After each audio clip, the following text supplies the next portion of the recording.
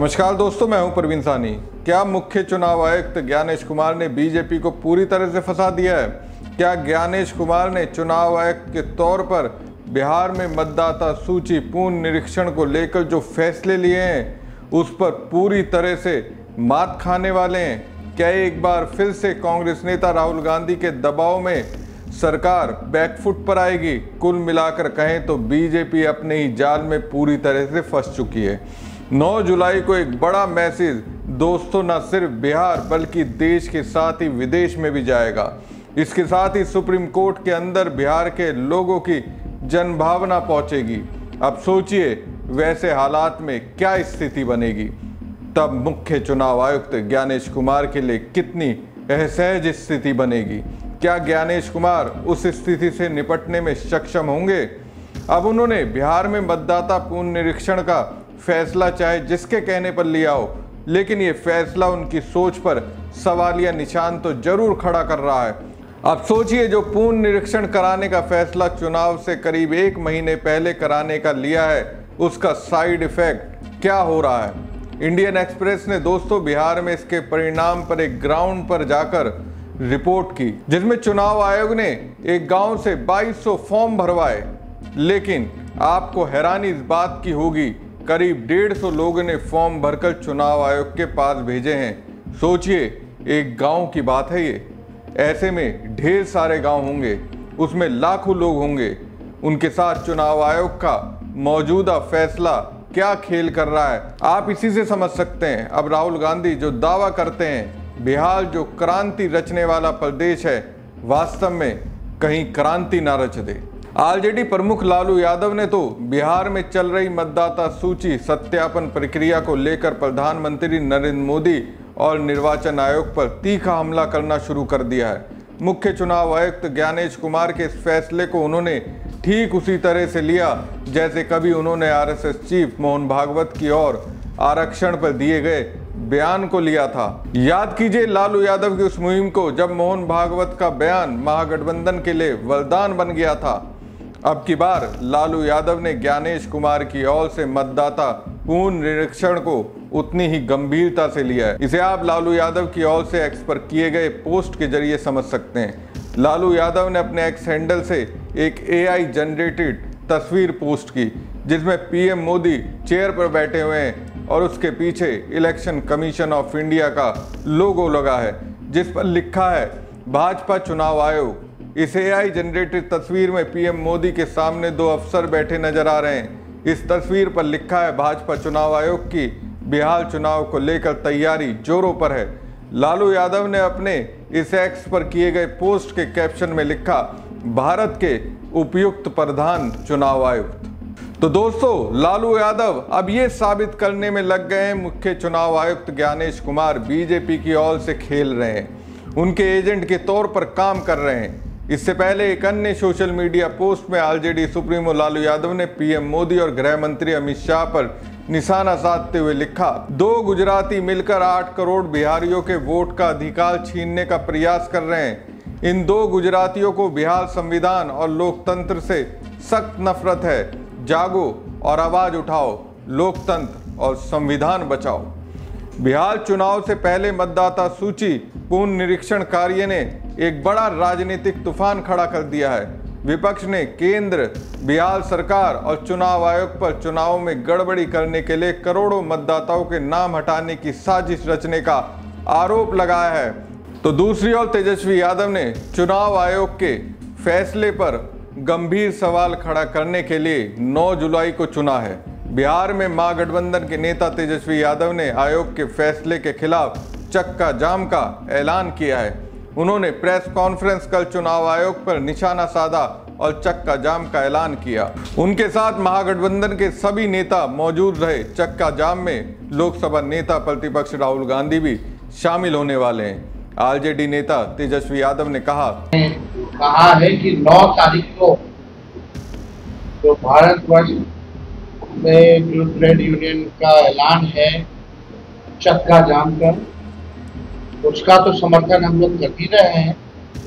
साथ में जो बिहार के गरीब मतदाताओं के साथ नाइंसाफी हो रही है, वोटर लिस्ट से नाम काटने की तैयारी हो रही है, उन गरीब मतदाताओं की रक्षा के लिए हम सब लोग, राहुल गांधी जी भी आ रहे हैं, सब लोग मिलकर के पटना में हम लोग चक्का जाम करने का काम करेंगे। और ये पूरा कार्यक्रम केवल पटना में तो हम लोग उपस्थित रहेंगे, लेकिन पूरे बिहार में हमारे ट्रेड यूनियन के जितने लोग हैं और हमारी महागठबंधन इंडिया अलायंस के, हमारी पार्टी के लोग हैं, सभी लोग जो है चक्का जाम करेंगे। और इलेक्शन कमीशन और जो सरकार जो उन लोगों को होश दिखाने लगे, इसके लिए एक कार्यक्रम हम लोगों का है और बड़ी मजबूती के साथ हम लोग इस काम को पूरा करेंगे। 9 तारीख को राहुल गांधी और हम दोनों मिलकर चक्का जाम करेंगे। बिहार में जिस तरह से गरीबों के अधिकार, मत का अधिकार छीनने की कोशिश की जा रही है, हम उनके हक के लिए चक्का जाम करेंगे और ट्रेड यूनियन का भी पूरा साथ देंगे। तो तेजस्वी यादव आर पार के मूड में हैं, अपने साथ राहुल गांधी के आने की बात कह रहे हैं। मुझे जो खबर मिली है उसके मुताबिक राहुल गांधी बिहार आएंगे, तेजस्वी यादव की ओर से चक्का जाम में हिस्सा लेंगे। अब सोचिए, राहुल गांधी अगर आएंगे तो ये फिर कितना बड़ा हो जाएगा। ये राहुल गांधी है जिसकी वजह से पर्दे के पीछे लेटरल एंट्री करने में लगी मोदी सरकार को अपने कदम पीछे खींचने पड़े।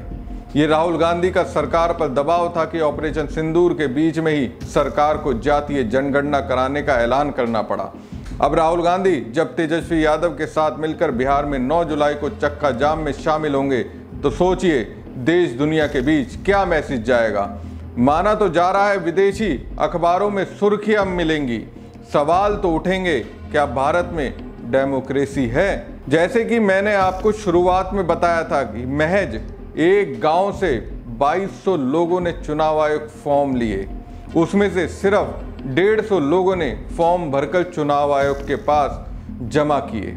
वहीं ये मुद्दा अब सुप्रीम कोर्ट में पहुंच चुका है, जहां मतदाता सूची संशोधन के खिलाफ कई याचिकाएं दायर की गई हैं। बिहार में एसआईआर को लेकर सुप्रीम कोर्ट में विपक्ष की 9 सियासी पार्टियों ने याचिका दाखिल की है। कांग्रेस के केसी वेणुगोपाल, आरजेडी के मनोज झा, टीएमसी के महुआ मोहित्रा, एनसीपी की सुप्रिया सूले, सीपीआई के डी राजा, डीएमके सपा के हरिंदर मलिक, शिवसेना यूबीटी के अरविंद सावंत, जेएमएम के सरफराज अहमद और सीपीआई एमएल के दीपांकर याचिका करता है, जिसकी बात रखेंगे कपिल सिब्बल, अभिषेक मनु सिंघवी जैसे वकील। दोस्तों, बिहार में लगभग 8 करोड़ मतदाता हैं, जिसमें से लगभग 4 करोड़ मतदाताओं को इस प्रक्रिया के तहत अपने दस्तावेज जमा करने होंगे। समय सीमा इतनी सख्त है कि अगर आपने 25 जुलाई तक दस्तावेज जमा नहीं किए तो आपको बाहर कर दिया जाएगा। विपक्ष का सीधा चुनाव आयोग पर आरोप है कि ये विवादित आदेश संस्थागत रूप से मताधिकार छीनने का एक हथियार है। इसका उपयोग मतदाता सूचियों में मनमाने और अपारदर्शी संशोधन को न्याय संगत ठहराने के लिए किया जा रहा है, जो विशेष रूप से मुस्लिम, दलित और गरीब प्रवासी समुदाय को टारगेट करता है। ये कोई सहयोग नहीं बल्कि योजनाबद्ध तरीके से उनके अधिकारों को छीनने का प्रयास है। इसे असंवैधानिक और जन विरोधी बताया गया है तथा मतदाता सूची से लाखों नामों को कथित रूप से हटाए जाने को रोकने के लिए तत्काल हस्तक्षेप की मांग की गई है। सर्वोच्च न्यायालय ने 10 जुलाई को मामले की सुनवाई होगी। जाहिर सी बात है, अपनी जिद में चुनाव आयोग ने न सिर्फ प्रधानमंत्री नरेंद्र मोदी बल्कि मुख्यमंत्री नीतीश कुमार को फंसा कर रख दिया है। माना जा रहा है कि सुप्रीम कोर्ट में चुनाव आयोग के फैसला कहीं भी ठहरने वाला नहीं है, क्योंकि ढेर सारे सबूत हैं, ढेर सारे तथ्य हैं, जिसकी कसौटी पर चुनाव आयोग का तर्क पानी पानी हो जाएगा। हमारी खबर आपको कैसी लगी कमेंट बॉक्स में कमेंट करके जरूर बताएं। साथ ही पेज को ज़्यादा से ज़्यादा लाइक और शेयर कीजिएगा। धन्यवाद। इलेक्शन कमीशन एकदम अब वो समझ में नहीं आ रहा है कि हम कौन सा निर्णय लें और कौन सा उसको जारी करें। उसका पहला प्रमाण यह है कि ईआरओ को अधिकार दिए गए और एक व्यक्ति यदि निर्णय लेता है तो वो उसकी निर्णय निष्पक्ष नहीं रहे। यदि सत्ता पक्ष के लोग यदि उनको प्रभावित करेंगे तो मीडियारों कहीं न कहीं वो सरकारी न्याय के तौर पर होंगे, तो वो निश्चित रूप से सत्ता के कब्जे में डर से कोई भी निर्णय ले सकते हैं। इसलिए एक मीडियारों पर निर्णय लेने वाला जो निर्णय है ये निरंकुश वाला निर्णय है और एक तरफा निर्णय। दूसरा, 25 जनवरी 2025 को जब अंतिम प्रकाशन जब वोटर लिस्ट का हो गया तो इसकी क्या जो है औपचारिक रूप से इसको भी दहन की क्या आवश्यकता है। इसलिए इलेक्शन कमीशन इसके प्रभाव में काम कर रहा है, ये हम लोग अच्छी तरह से समझते हैं। तो ये दो बातें मैं ऐड करना चाहता हूँ।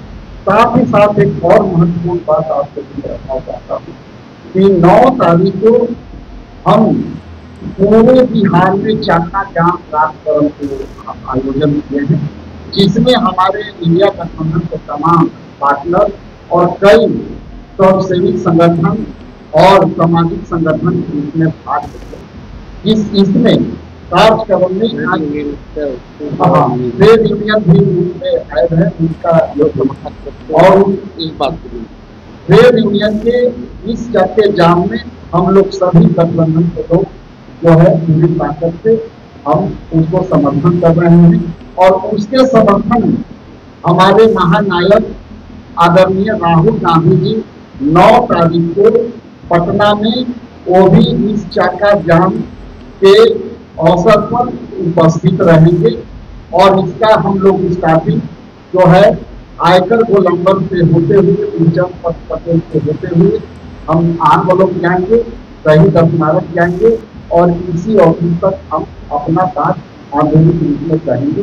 तो ये विशेष हम सूचना ये महागठबंधन के कॉन्फ्रेंस में आपको मुहैया करा रहे हैं। इन्हीं शब्दों के साथ अब आगे माइक में